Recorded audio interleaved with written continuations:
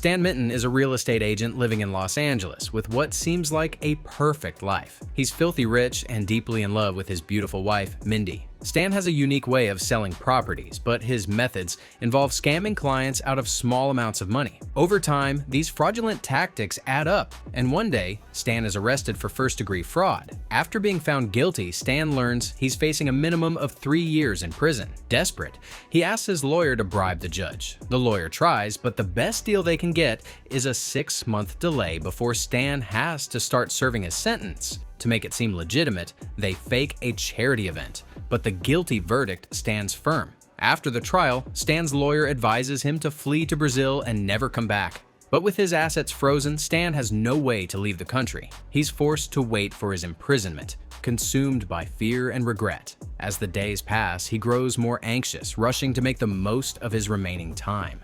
One evening, during a date with Mindy, she suggests they have a child, so she won't feel alone while he's gone. Stan dismisses the idea, worried that they might have to give the child up for adoption if something happens to him in prison. His response creates tension, and Mindy storms off, leaving Stan feeling guilty and lost.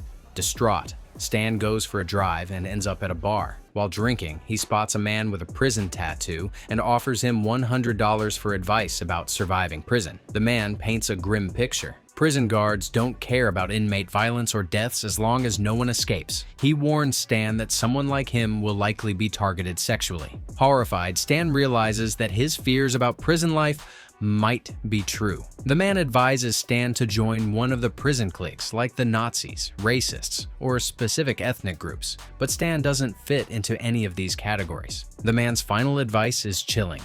Stan should kill someone early on to scare off potential predators. The next morning, Stan wakes up hungover, realizing the bar conversation wasn't a bad dream. Mindy reminds him he's still going to prison but tries to cheer him up, saying he always finds a way to overcome challenges. Motivated, Stan decides to transform himself into an alpha male within the next 6 months. Stan throws himself into a rigorous routine. He exercises daily and even gets a tattoo on his behind to make himself less appealing to predators. Stan also joins a karate class, hoping to learn self-defense. However, he quickly grows impatient with the basics and challenges the instructor, leading to a fight with another student. After causing a scene, Stan is kicked out of the dojo. At his lowest point, Stan meets an eccentric old man known as the Master. The Master impresses Stan by punching a hole through a wall with ease. Seeing this as his last hope, Stan invites the Master to live with him and Mindy to train him in self-defense.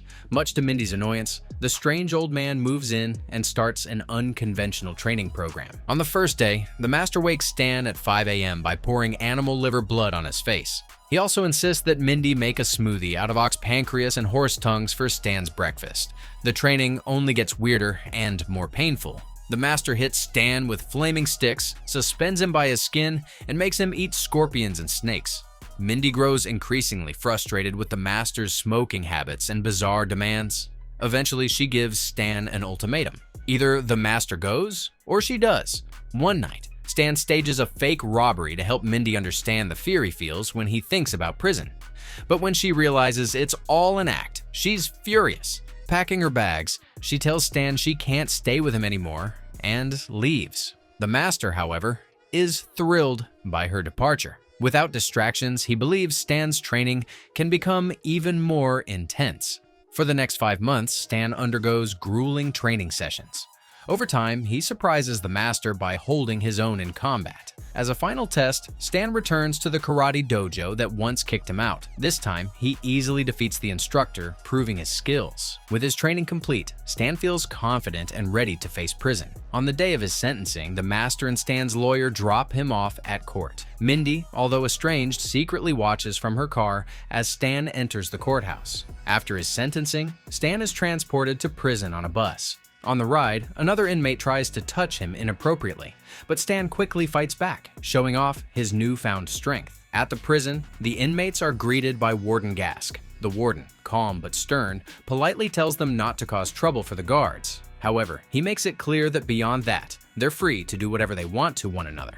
The harsh reality of prison life hits Stan during the cavity check, where the new inmates are ordered to strip and bend over. When it's Stan's turn, the guards are horrified by his modified behind, which he intentionally made look unpleasant to deter predators. Afterward, Stan is assigned to his cell, where he meets his roommate, Larry. Right away, Stan asserts his dominance by ordering Larry to take the lower bunk. Later, Larry explains the dynamics of the prison. He points out the different groups: the Black Gang, a crew of Mexican thugs, a group of Nazis, and a clique of racists. He also mentions a group of scientists who intimidate others by talking endlessly about intellectual topics. Finally, Larry warns Stan about the most dangerous sexual predator in their block, Big Raymond. It doesn't take long for Stan to witness Big Raymond terrorizing a new inmate. Determined to make a statement, Stan boldly confronts Raymond in front of the entire prison. Using the self-defense techniques he learned from the master, Stan defeats Raymond with ease. His victory catches the attention of Patterson, the leader of the Nazi group,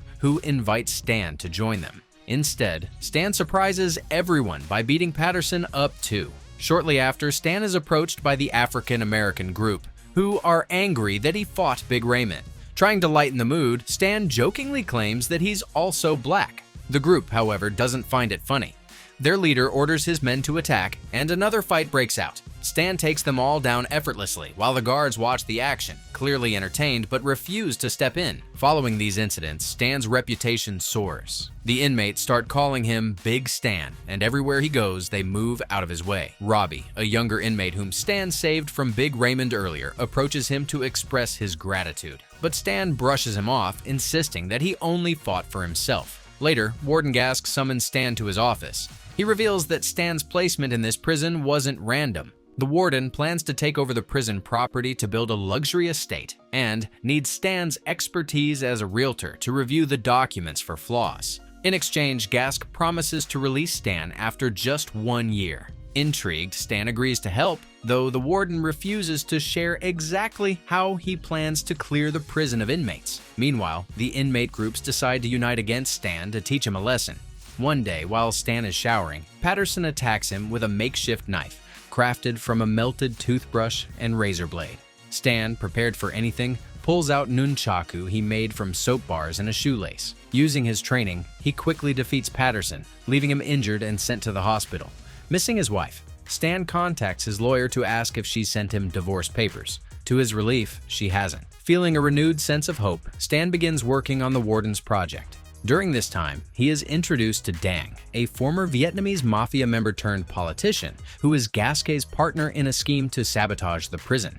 While working, Stan overhears Gask and Dang discussing their plan. They intend to provoke inmate violence, forcing the guards to shoot several prisoners. This would give the prison board a reason to shut down the facility, allowing Gask to take over the land for his personal project. Shocked by the severity of their plan, Stan feels responsible for protecting the inmates, even though many of them resent him. Determined to act, Stan organizes a meeting with the inmates to set new rules and boundaries. First, he bans all violent video games and movies, calling them harmful influences. Then, he declares that sexual assault is now strictly forbidden, warning that anyone guilty of it will answer directly to him. The inmates initially push back, but Stan encourages them to explore consensual relationships instead. Although the idea is strange to them, they grudgingly agree. During lunch, Robbie and a few inmates thank Stan for implementing the no-assault rule. Stan brushes off their gratitude, claiming it's just about maintaining control, but Robbie sees through his tough exterior. He recognizes that Stan genuinely cares about the well-being of the inmates. Even Big Raymond, once feared as the block's most dangerous predator, happily enters a consensual relationship with his new boyfriend under Stan's guidance. The couple soon becomes part of Stan's growing circle of allies. Shortly after, Stan receives a letter from Mindy responding to his apology. She expresses her willingness to visit him, giving Stan hope for reconciliation. Over the next few days, the prison begins to change. Conflicts are resolved peacefully, and inmates frequently seek Stan's advice. Slowly but surely, the atmosphere in the prison shifts into one of unexpected harmony. One day, Mindy visits Stan in prison, and they share a heartfelt moment together. However, their time is cut short when Warden Gask storms into Stan's cell. Furious about Stan's influence over the inmates, Gasket accuses him of sabotaging their plan to destabilize the prison. Gask issues a chilling threat, warning that Dang will kill Stan if he doesn't follow their orders. The next day, Stan consults his lawyer, who advises him to cooperate with Gask, explaining that the warden holds significant power. Feeling defeated, Stan announces to the inmates that their problems are no longer his concern and tells them to return to their old ways. The harmony Stan built quickly unravels as fights break out, undoing all his progress. Robbie approaches Stan in the cafeteria hoping to talk some sense into him. Instead, Stan rudely throws Robbie's plate and tells him to leave. Even Larry, Stan's cellmate, is visibly disappointed by his behavior. When Larry tries to walk away, Stan stops him and warns him to stay clear of the metal fence at noon. Sensing that Stan is under duress, Larry informs the other inmates and they begin to plan a response together. Warden Gask arranges a meeting between Stan and the parole board to discuss Stan's potential early release. While Stan is occupied with the board, Gask leads the prison's board of governors on a tour of the facility. His plan is to execute his violent scheme at noon, inciting conflicts among the inmates near the fence. The goal is to provoke a deadly response from the guards, allowing the governors to witness the chaos and justify shutting down the prison. During the parole board meeting, Stan intentionally acts like a terrible person, ensuring he is dismissed quickly. This allows him to rush out and warn the inmates to stay away from the fence. On his way to the yard, however, he's intercepted by Dang, who reveals that he too has been trained by the master. The two engage in an intense fight. Dang initially overpowers Stan with his superior skills, but Stan digs deep, drawing on his training to turn the tide. He ultimately knocks Dang out and continues toward the yard. By the time Stan arrives, the inmates have already gathered near the fence, armed and ready for a confrontation. The guards prepare to open fire, but just as tensions peak, the inmates surprise everyone by breaking into a choreographed dance to a lively Mexican song. The unexpected performance stuns everyone, leaving Gask fuming with rage. Frustrated and unable to regain control, Gask grabs a gun and fires wildly into the air, further alarming the board members. The board witnesses Gask's unhinged behavior and immediately decides to take action against him. Before Gask can retaliate against Stan, Mindy appears, stepping in to save him.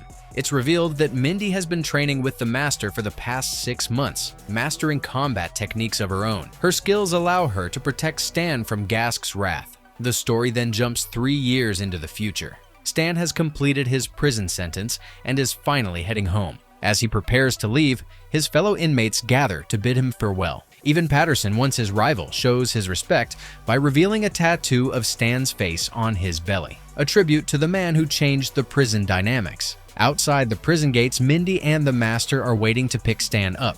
To his surprise and joy, Mindy introduces him to their 3-year-old daughter. The moment symbolizes their reunion and the new chapter in their family life, filled with hope and happiness.